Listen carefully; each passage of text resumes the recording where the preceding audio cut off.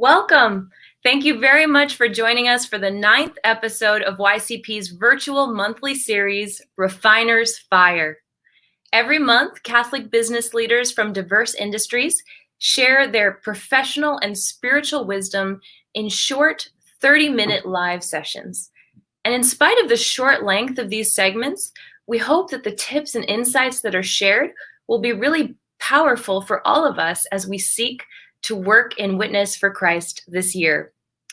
The name of our micro interview series, Refiner's Fire, actually comes from scripture, from Malachi, where we learn that God is like a refiner's fire who seeks to purify us and help us become the best we can be. And that's the whole point of this series. Through the inspiration and wisdom of these exceptional Catholic leaders, we're inspired and challenged to improve in small ways in our professional and spiritual lives. So let's be open to this journey of refinement, that in everything we do it aiming for that higher standard of excellence that gives glory to God. So our topic this month is sales skills for non-sales people. What does that mean? Well, whether you're trying to convince a person to join your organization, describing a new product to a client, or even trying to share the Catholic faith with someone who seems hesitant or unsure, having that skill set is really a great skill to have. So we're here to share tips on how to prepare a pitch, what to say, and how to handle questions and objections so you can confidently make that next sale and evangelize. And I can't think of a better person on this topic than Bob Dill, the CEO and president of Hisco. Bob's primary responsibility is to set the strategic direction and leadership for the organization. He directs an energetic leadership team focused on creating an outstanding customer experience and a dynamic work environment for Hisco's employee owners. He's also the managing director of the Lumen Institute and is on the Lumen's board of directors. He really has a passion for the lifelong journey of spiritual and professional formation and helping form that next generation of leaders based on values. He and his wife have 3 children. They enjoy family activities and are involved in their church community. Welcome, Bob. We are so honored to have you today. It's great to be here, Jennifer. Thank you. Thank you so much. All right. So, Bob, right out of the gate, give us your best sales pitch for why we should care about sales, even if we don't have a formal sales role. No pressure. My best sales pitch, right? Well, I guess start by thinking, what is sales? We're persuading, we're influencing, we're convincing somebody on a buying decision, right? So that's sales. But if you change that word of sales just to influence, right, it opens up a world of possibilities in our families, in our work, and to society at large. So, and I guess if you work through a few examples, so family, as a parent, you're influencing your children. And I can say to all of you, if you're negotiating with a 16-year-old, you better bring some skills to that one.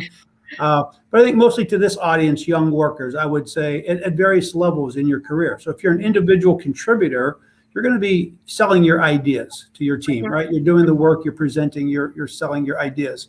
If you're a leader, you've got to inspire, motivate, right? And your team, build consensus around the team. And then the other one, I think it is becoming more and more important now, is a lot of people are working for a matrix organization. So it's not like it's a direct line reporting, and it's really how you influence across the organization. It's a critical skill. And I guess if I'm giving my best sales pitch, I would say, as you develop high potentials in your company and they're on that hypo list, the number one reason young professionals fall out is an inability to work across the organization, right? Ability to influence when you don't have direct power. So, and then I guess if you talked about the world, it's a million opportunities to influence in the world. That's a big one. So I guess, again, in sales mode, if I'm closing, I'm going to say, it's absolutely going to be a part of your career growth. It's essential to your career growth. So know that, be very intentional, hone your skills, and it could be a shortcut to success. Well, you sold me. Yeah, good. All right. So let's get a little more specific as we go deeper. All of us have heard the used car salesman cliche, and that's really Mhm. not what sales is. But I'm hoping you can kind of paint a little bit of a deeper picture for what selling is, and maybe give us some principles to remember, maybe some do's and don'ts as we seek to improve our skill set. Sure. Yeah. I guess if you want to create a framework, think in Mhm. terms of a mirror image. So anything you buy, and this will hold true. I'm in industrial sales, but if you're buying a house or even a checkout, it's an impulse buy going through, the sales process or the buying process is the same. So there's three components or three stages. There's an awareness where someone is identifying a need or an opportunity, right? Mhm. There's a consideration where you're looking at this range of possibilities. And then there's this decision where you're narrowing it down to one or two, and then finally an ultimate decision on what you're going to Mhm. choose. So Mhm. every buying decision, we go through that three-stage process. Our brain Mhm. goes through that process. So the mirror image of that is the sales process. If Okay. someone's in awareness, you're making them aware of your product, if you will. In consideration, you're talking to them about why your product is best, features, benefits, and so personally why it's better for them, why it's better for their company, and then Mhm. ultimately on the decision on why yours is ultimately the best decision. So it's a little bit of a dance between that buyer's journey and the sales process. So yeah, Absolutely. that's the Do you, short version. Yeah. do you have any kind of tips just thinking about that three-step process, anything to not to do or to do as you're kind of thinking of another person's perspective? Yeah. Yeah, I guess on the to do, and this is like the first thing you're taught in sales, and it's so true. And the first thing is you're selling yourself. You Mhm. establish trust, and we all know that's the foundation of any relationship in life, right? So Mhm. whatever the product or whatever the industry, sell yourself. You're building trust. You hear a lot about building rapport, Yeah. right? So Yeah. finding common ground. And there's an adage in sales: people buy from people they like, Mhm. right? So all things being generally equal, you have the similar product and a similar price. Mhm. People make emotional decisions and they buy from people they like. So we always say you're selling yourself first, your Yeah. product second, and your company third. Uh, and then I think so. You talked about the used car salesman, right? So Yeah. that's the bad image. Yeah. And I think the other part of salespeople should know is it really should all be based on win-win, Yeah. right? So you're selling something that truly is creating a value for the end user, Mhm. and that's where you get grounded. That's where your conviction on what you're selling, because it's actually a benefit to somebody, which is Mhm. like the polar opposite of the used car salesman, right? So it keeps you grounded that there's some good in there. The don'ts, I guess the opposite would be don't sell something that's incongruent with your value, right? If you're Mhm. selling like an overpriced or something that you don't, I think, especially for most of this audience, it's going to be Mhm. very incongruent with your core value, and you're never going to feel good about that, and ultimately probably not successful. Uh, don't overcommit, don't be Yeah. high pressure, and never badmouth the competition. That's a good one too. So, Absolutely. I yeah. just want to remind our listeners, please be thinking of questions for Bob. You can write them in the chat and then we'll take them in just a little bit. That answer, Bob, is just a perfect segue for my next question. When you think about it, selling is really a lot about understanding others, right? And that involves a lot of virtue. I'm thinking right now of the virtue of humility because we Mhm. really have to think of the good of another and really kind of put ourselves in their shoes, like you were saying. Mhm. And then Mhm. also the virtues of courage and perseverance, because you kind of have to keep going even if you aren't met with that success right away. So can you talk about sales in this light? How growing in our sales skill set can actually help us become more virtuous workers? Yeah, sure. Yeah, you have some gems there. Empathy, humility, right? Mm-hmm. Perseverance. Yeah. Yeah. So I guess empathy, right? So again, basic selling skill is what we call active listening, right? Mhm. So two ears, one mouth. You're truly just listening and seeking to understand. And the virtue of that would be that we truly, it helps us change in life to where we are seeking to understand, maybe being a little less judgmental and meeting people where they're at. Mhm. And I think, boy, just especially in the world where we are today, we need more of that, right? Oh, People yeah. just getting and meeting. So, and I think it's also the basis of meaningful relationships when we truly understand and have real empathy for where someone's coming from. You talk about humility, sales will humble you, right? You're going to get kicked around out there a little bit. I guess the selling skill, we have it's a mindset that we call humble confidence. It's something Mhm. you're sort of taught or coached, and it's just a good mindset to have out there. nobody likes arrogance or Right. someone that's overconfident. To me, the real virtue is true humility, and that is knowing that the confidence is in God. It's Right. not in your selling skills. It's not in your product that you're there. You're in that Right. ultimately our confidence comes from God. So I think that's the virtue there. The perseverance, that's grit, right? One of my favorite words. I just love that word, grit, and definition of success. You get up one more time, then you get knocked down, right? Being the man in the arena, and that is the nature of sales. To me, the virtue that you carry over to life is that you get this deeper sense of mission, right? And we set our compasses to true north, and we know life is not just about feeling good every day, right? Spiritually, we get highs and lows, but I think that virtue of perseverance gives you like an endurance, right? And a strength and a sense of mission that carries us. And the last one you mentioned, there was courage. Listen, you got to be a little vulnerable in sales. You put yourself out there, and you're going to be told no a lot, and it doesn't feel good. I think the virtue of that is you form a little bit of a detachment from the way other people think of us or their opinions, right? And so when we're more centered in God, when we're more grounded in God, the other people's opinions are less important to us. So I think ultimately, and then we're talking about the selling that goes with the virtue, I think eventually you get to where that virtue, those are the roots, right? And what you realize as you get those roots deeper, that the fruit, it actually is like a really valuable work skill, right? And I love it because now that you're really speaking to the integration of the work and the spiritual life. I'm thinking about this now, but I really think this topic is so perfect for our age group with young Catholic professionals because of everything you just shared about kind of needing to try, being open, because it's not about us, it's about God. We're just stewards here. And also just being willing to kind of accept rejection and try again, right? And persevere. I think young people today, we've kind of grown up in a culture where it's harder to put ourselves out there, and to kind of make mistakes and take those risks. And so I think if we think about this as sales, growing in this sales skill set can actually help us not just be a better worker, but grow in our faith. It really becomes an honorable activity. So that's wonderful. Thanks for describing it that way. So we've talked a lot about the soft skills that are required for sales. Can you shed some light on the hard skills that are necessary to begin, and how we can begin to cultivate these hard skills? Yeah, sure.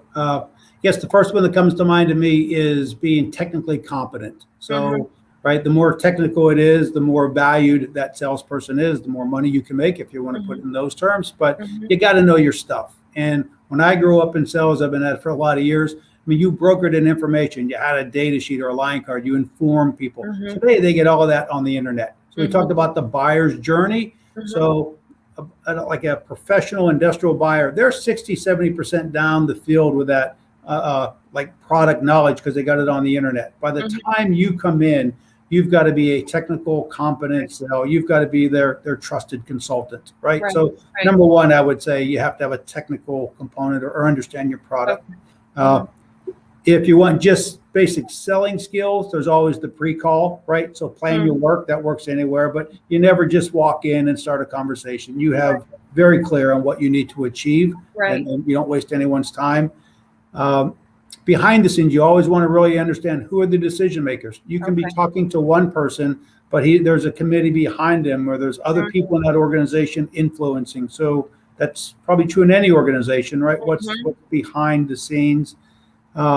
You have to know your competition, right? You never talk bad of them, but you better know what their other options are. So you're putting your features out there. So a little bit of research, knowing the competition. Don't have blinders on. And then in that questioning, in that sales calls, you're always looking for what's the real issue. The buyer could be talking about price, but there's something much more important, or you can be solving a much bigger problem for that organization. So through questioning, you're trying to get to what's really going on here. And I think that's also a valuable skill in business, because often there's the play within the play, as I like to say, right? There's a little more going on. That's interesting. Oh, Yeah. I'm sorry. I'm just commenting on sort of just understanding the deeper picture. We have a coach for fundraising for young Catholic professionals, which is a lot like sales, of course. Hmm. And he says that we really need to be like a doctor to kind of understand, the deep needs of our donors, their desires. And it's kind of what you're talking about is really understanding what are the preferences, what's the issue at hand. So Yes. it's kind of neat to think of ourselves in that light. Doctors are designed to heal and help. And so in a Hmm. way, to be a salesperson, you're really looking to help another through that kind of deeper discernment, right? Yes, without question. And yeah, without breaking down and going really deep, but that whole diagnostic part that you're Mm-hmm. talking about is that's what you're really taught. The first thing is go in there, diagnose the issue and Yep. come up with the right solution. So absolutely.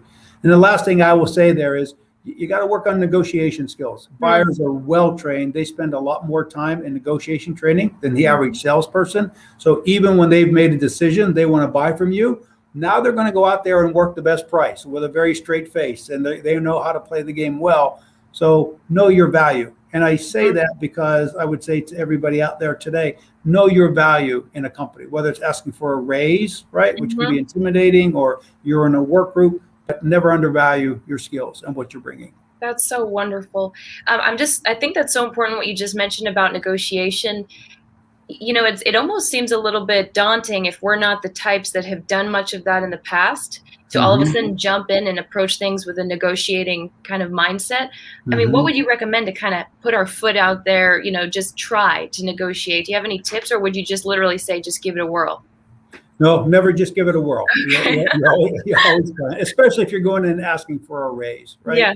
Yeah. So the people who come into a raise, when they get it, they're well researched, right? Right. So Okay. number one is they've taken time. They know their position. There's a million websites out there. They know what Mm-hmm. that position is if they went to another company, right? Mm-hmm. And they may not be out looking, but there are salary ranges, and they've done Mm-hmm. their homework. They have their reviews, and you've given outstanding reviews, right? Or they bring all of that, Mm-hmm. all the projects that they've done through the last 6 months, a year, 2 years. So it's very detailed. So here's Mm-hmm. what I've done. Here's the value I've created to the organization.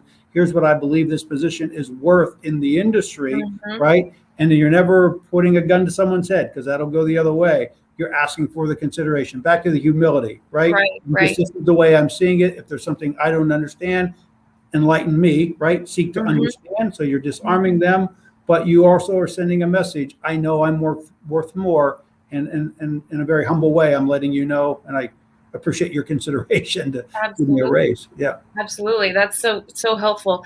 All right. So last question, but before we take live questions from Sure. the audience. So Bob, that our slogan for YCP is working in witness for Christ. Can we talk about sales as it relates to our call to evangelize and really share our Mm. faith with others? Yeah, sure. Boy, that is ultimately what we're there to do, right? Yeah. So we talked about knowing your product, right? So I Mhm. would say, in how's that translate? Formation, right? Know our faith. And I think that's so important today. And I think where our culture's at, and we all see really good people just being sort of swept downstream with this current culture. And Mhm. we need to be that light, right? Mhm. So if you're in sales, you know your product. If you're evangelizing, know your product and be able to meet people, ask good questions, articulate, and back to that, motivate and get to them. And then the last thing is, there's a term we use in sales. It's called ROTI, return on time invested. So you Mm. can call on a lot of different people, but which ones are your best opportunity? What's the best return on the time you invest in that sales, right? So Uh-huh. let's translate that to your question, right? In Right. evangelization, I come back to the parable of talents, right? Mhm. So we're all given talents, whether it's Mhm. 1, 2, 5. We know in the end, God is going to say, I gave you gifts, I gave you talents. What did you do with them, right? Mhm. And we don't want to be the one who went out and buried that talent. Right. So that's what I was. At the end, I think everything we do only matters in that final evaluation. What did we do with the great gifts and talents our Lord gave us? Absolutely. Well,